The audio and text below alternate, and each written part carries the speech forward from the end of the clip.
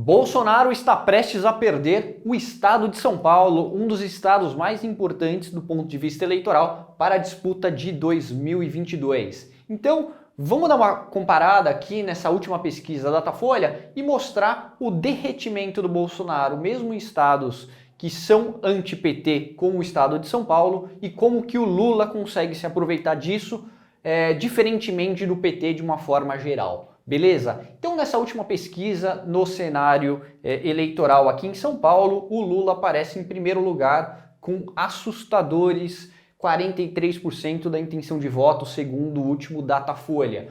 O Bolsonaro amarga apenas 30% da intenção de voto.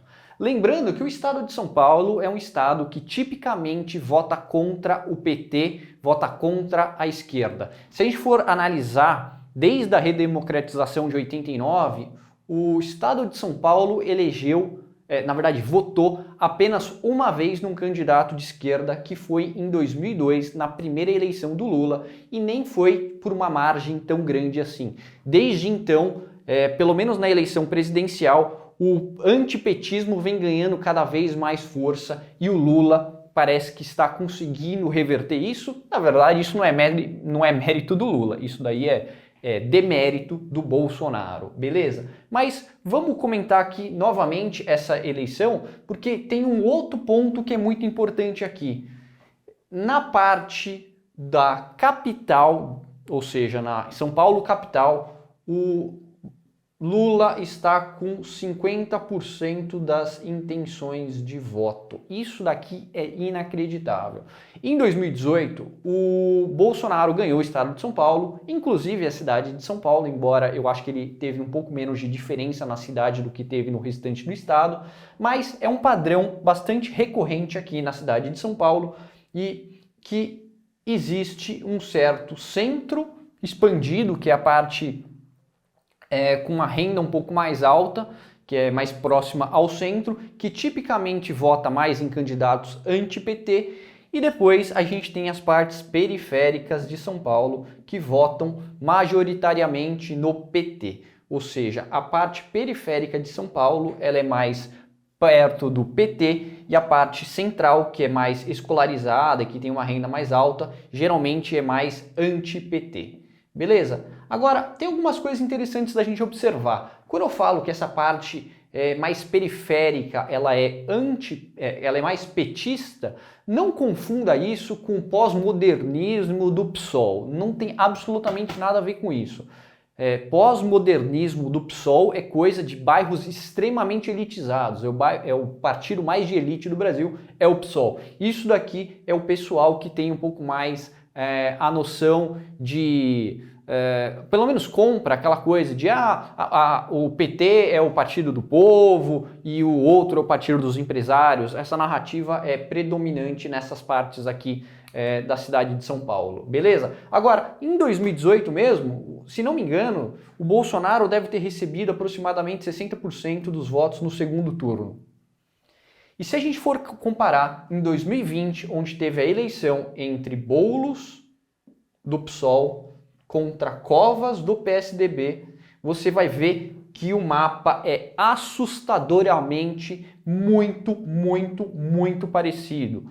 E a gente está comparando aqui em dois momentos distintos, auge do bolsonarismo, e aqui o bolsonarismo já tinha perdido bastante força, e a gente está comparando candidatos muito distintos. Não dá para falar que o Bolsonaro e o Bruno Covas são a mesma pessoa, representam a mesma coisa. Não são. Mas mesmo assim, o padrão de votação é muito similar mesmo, beleza? E agora a gente tem já o Lula com 50% de intenção de voto no primeiro turno aqui já na cidade de São Paulo. Isso daí é extremamente ruim para o Bolsonaro e para os outros candidatos. É bom isso aí apenas para o Lula. Porque o que eu tenho argumentado aqui é que se você quer ganhar do PT, você precisa de basicamente duas coisas. Você não pode tomar um 7-1 no Nordeste, ou seja, no Nordeste você não pode perder de lavada, e você tem que tirar a diferença em outros estados, principalmente estados populosos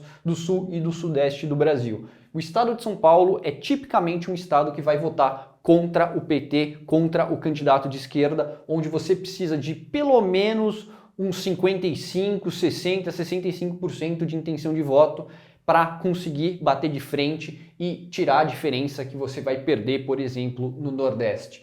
E esse cenário aí está extremamente complicado para o Bolsonaro, porque logo de cara o Lula já tem mais força, beleza? E se a gente for ver, a Tebet não tem praticamente nada de intenção de voto nacionalmente, mas no estado de São Paulo já está um pouquinho melhor. Se nacionalmente ela tem 1% de voto, em São Paulo ela tem 3%. E provavelmente na capital, provavelmente ela tem até mais intenção de voto do que isso. Porque é aquela coisa da bolha mais intelectual, mais escolarizado, com renda um pouco mais alta, porque é o tipo de gente que gosta daquela abordagem Globo News.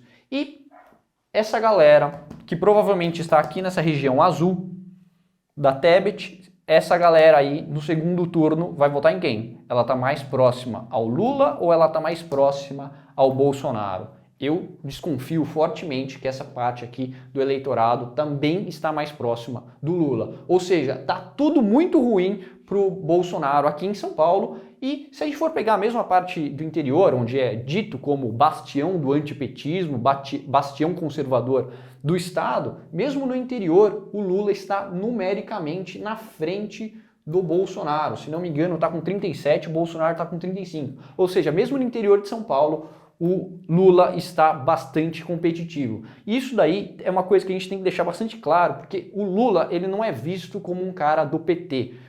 Não é essa coisa que o PT quer mostrar que ele é. O PT, principalmente agora, quer mostrar esse negócio um pouco mais pessoalista, um pouco mais progressista em termos de valores. Não é bem isso que o pessoal compra e não é bem isso que o Lula e o PT vendem no interior do estado de São Paulo. Então, o PT faz política muito bem e o Bolsonaro está colhendo aquilo que plantou e todos nós estamos pagando a conta, beleza?